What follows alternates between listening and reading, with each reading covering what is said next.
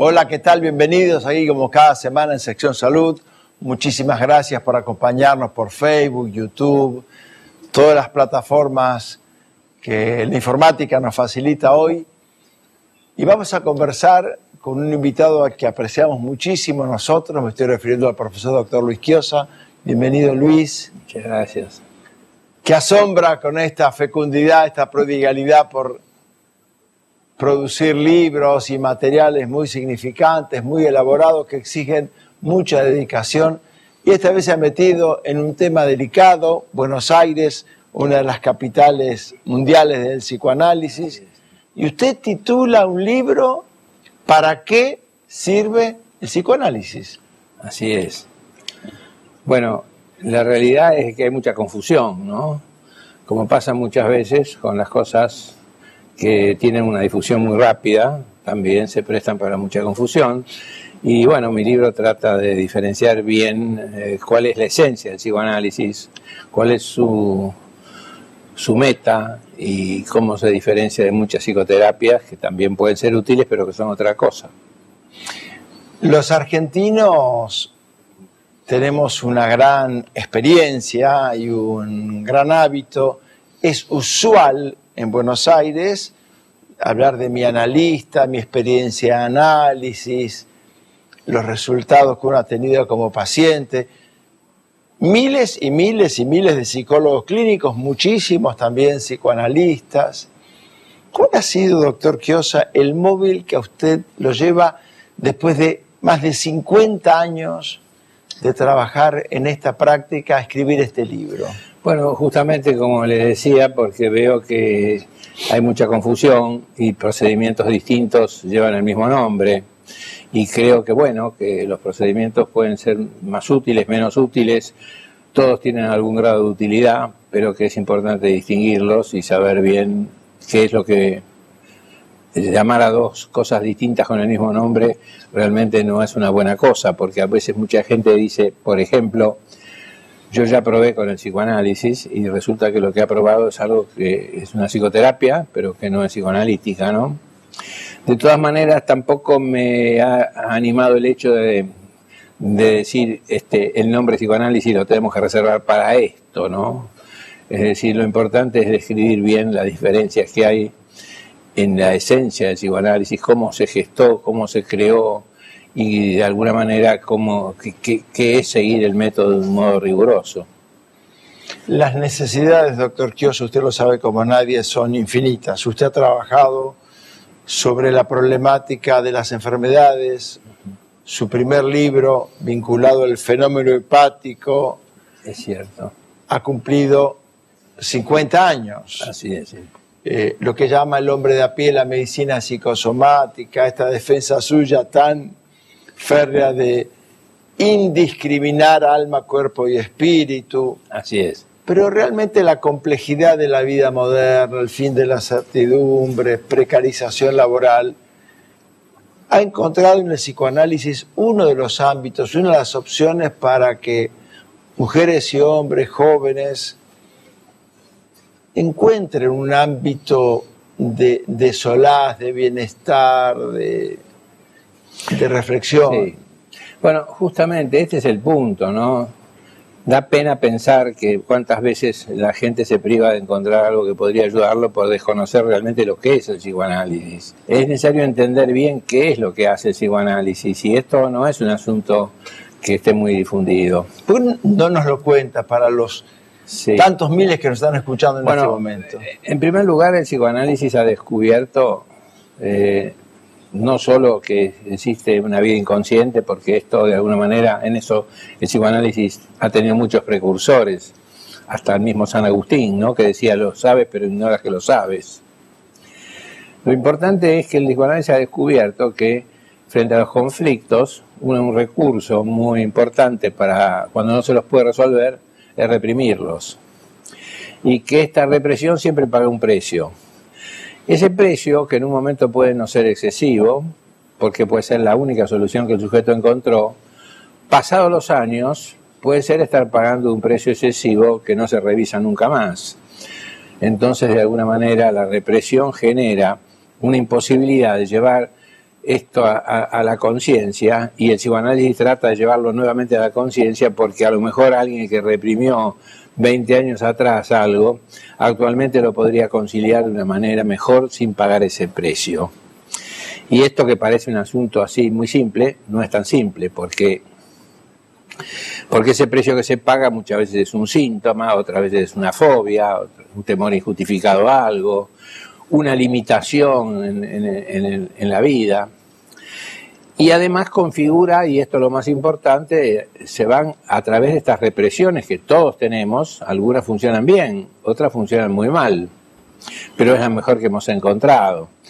Y a través de todas estas cuestiones se generan hábitos de pensamiento que de alguna manera terminan por influir en el carácter y en la vida. Usted recordará la frase de Gandhi que dice: cuida tus pensamientos porque se transformarán en actos. Cuida tus actos porque se transformarán en tu conducta y en tus hábitos. Cuida tus hábitos porque se transformarán en tu carácter, y tu carácter determinará tu destino, y tu destino es tu vida, ¿no? De manera que ahí surge una cuestión muy importante, y es que entonces ya no se trata de un síntoma aislado, se trata del carácter, que es una limitación. Una limitación que nos lleva a pensamientos erróneos, a sentimientos erróneos y a conductas erróneas, de las cuales no tenemos conciencia. Solamente tenemos conciencia de sus consecuencias, y muchas veces esas consecuencias las sentimos como la injusticia de la vida, la mala suerte, conflictos en donde la culpa la tienen los otros.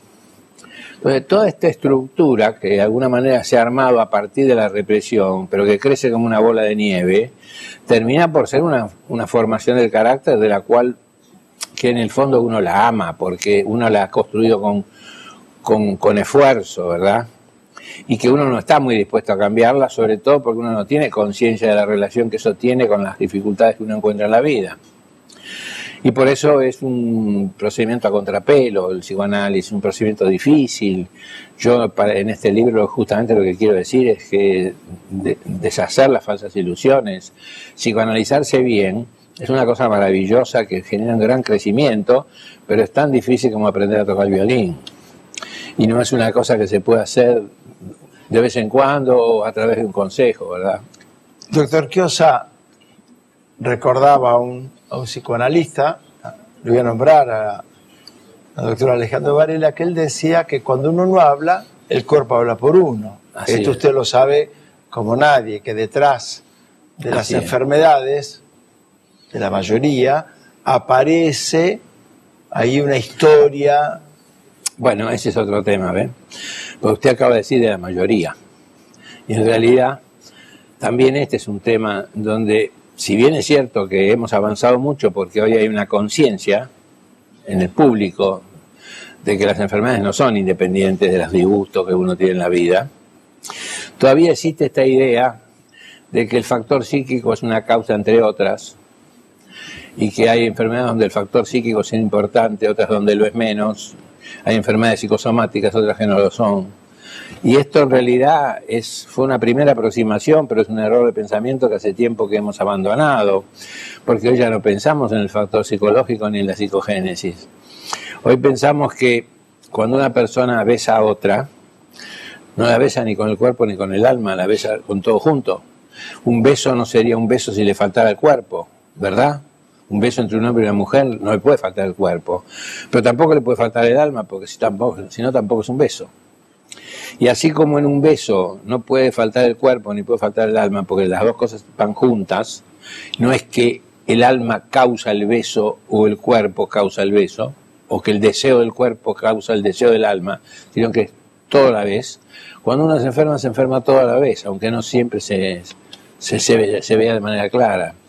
Entonces, encontrar el significado no es buscar la causa, es ver desde el otro ángulo, ¿no? Es como cuando una persona llora, por ejemplo, es un fenómeno físico, pero comprender qué sentido tiene no es ver la causa del fenómeno físico, es ver sencillamente el significado. Entonces, todas las enfermedades son del cuerpo y el alma. Por eso dicen, no, lo que pasa, voy a citar algunas, psoriasis, asma, Las 7 magníficas. Las 7 magníficas, exactamente. Las primeras. Y usted dice que no, que en realidad todas tienen Así en esta es. Integralidad. Ahora, No solamente, es que además no son enfermedades de un individuo, son enfermedades, muchas veces es como una epidemia que toman algunos individuos, pero es una epidemia, es una enfermedad también de la comunidad, que es el espíritu, ¿no? El alma de la comunidad es el espíritu. doctor Chiosa, quiero usar una palabra de un colega suyo al que él denominaba feísmo. Es decir, pareciera ser que lo que es válido es lo lindo, lo bello, lo divertido, lo gracioso.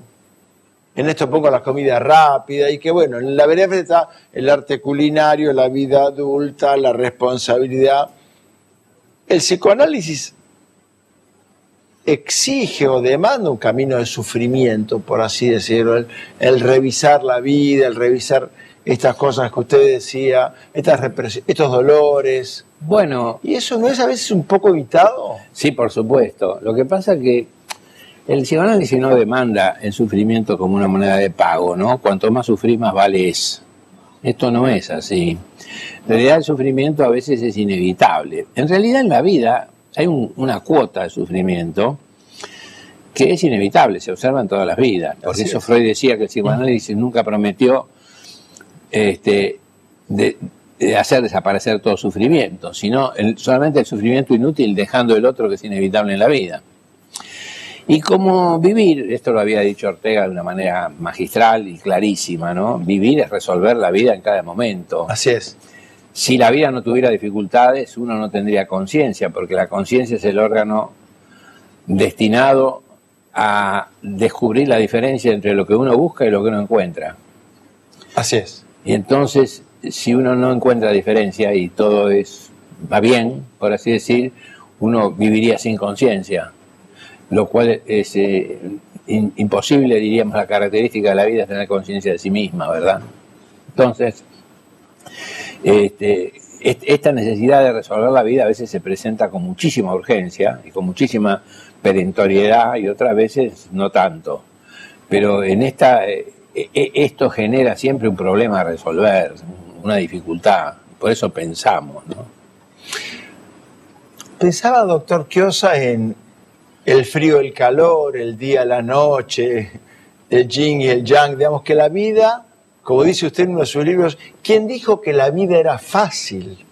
La vida es compleja, la vida tiene matices agridulces. Decía que fácil es lo que se sabe y difícil lo que no se sabe. Y Schrödinger, este gran físico premio Nobel que escribió cosas muy buenas de biología también, decía que lo que se sabe se resuelve inconscientemente. Y lo que no se sabe, para lo que no se sabe hay que descubrirlo, está la conciencia. Así que la conciencia se enfrenta siempre con lo difícil. ¿Volvería el doctor Luis Chiosa a ser psicoanalista? Obviamente, sí, volvería, claro. Me gustaría muchísimo volver, claro, y empezar desde ahora.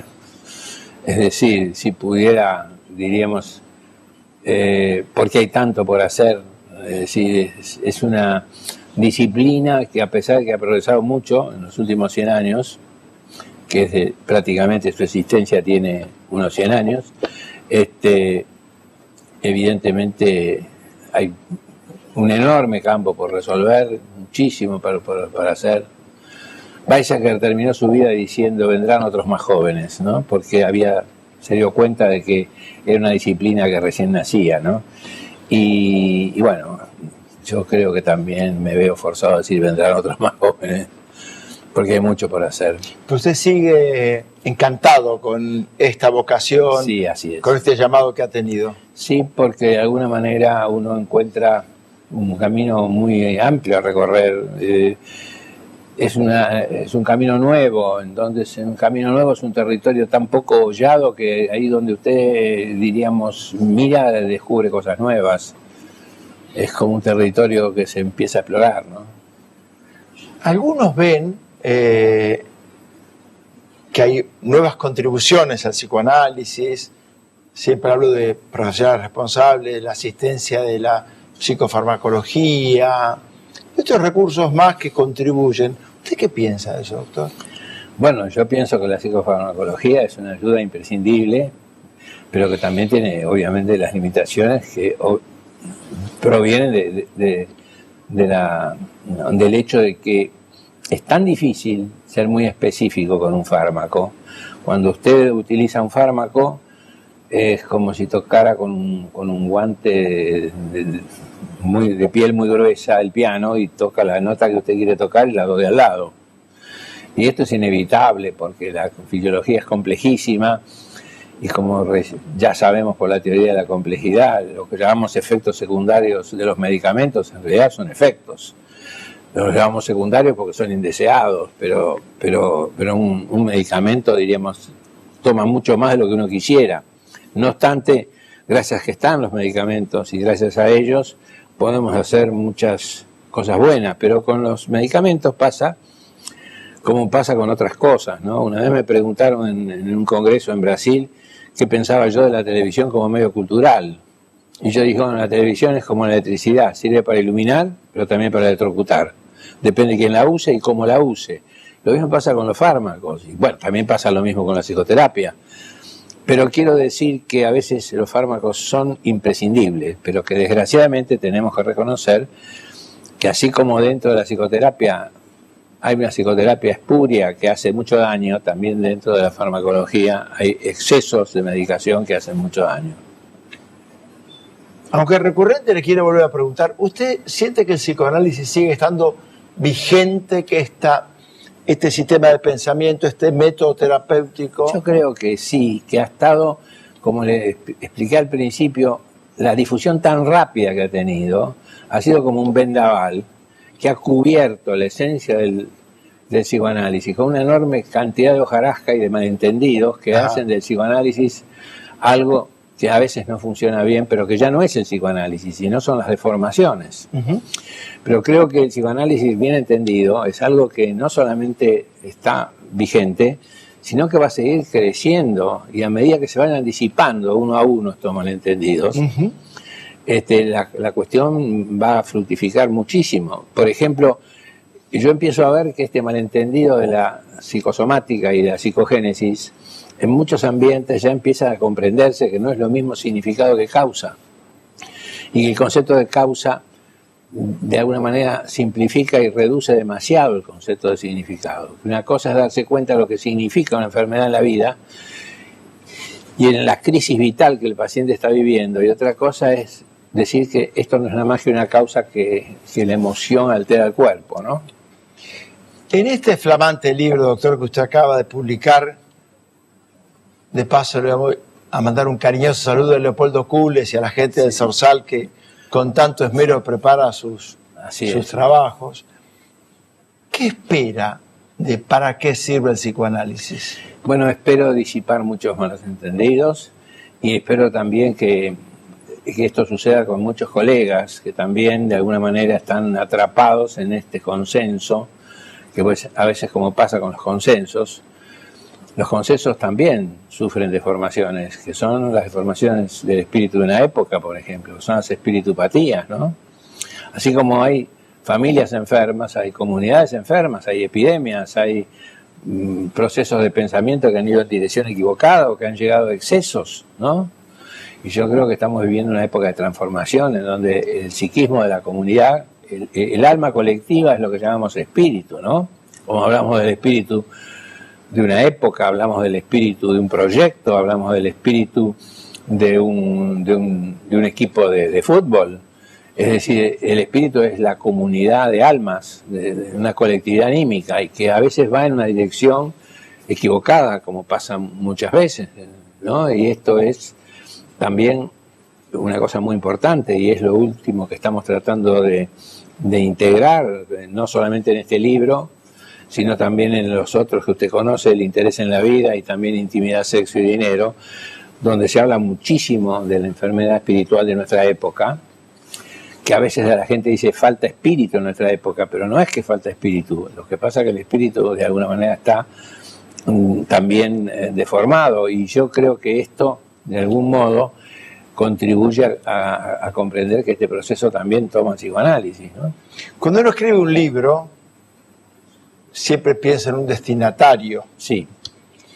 El tema del psicoanálisis tiene colegas, estudiantes, pacientes, docentes, intelectuales. Sí. ¿En quién pensó usted cuando yo escribió este libro? pensé en la gente que tiene curiosidad y tiene una actitud de tratar de comprender las cosas en la vida. Y esto usted lo va a encontrar tanto en los profesionales de otras actividades como ingenieros, abogados, también los va a encontrar en los empleados, también los va a encontrar en las personas que le interesa saber cómo funciona la computadora, cómo funciona el carburador del automóvil, cómo funciona la máquina de lavar. Y actualmente, por fortuna, esto interesa a hombres y mujeres. Antes la mujer manejaba el auto sin importarle saber qué había en la punta de la palanca. Uh-huh. Hoy en día, de alguna manera, también la mujer ha desarrollado, aprovechando esta disposición y la inteligencia natural que la caracteriza, ha desarrollado también esta afición a tratar de comprender. Y bueno, el libro está hecho para quienes les interesa comprender. Y me parece que, obviamente, como lo digo en el prólogo, cuando lo lee un psicoanalista que tiene una práctica psicoanalítica, reconoce allí ideas accesorias que están implícitas. Pero he tratado de expresar qué es lo esencial del psicoanálisis y, sobre todo, he tratado de discriminarlo de las propuestas que son fáciles pero engañosas.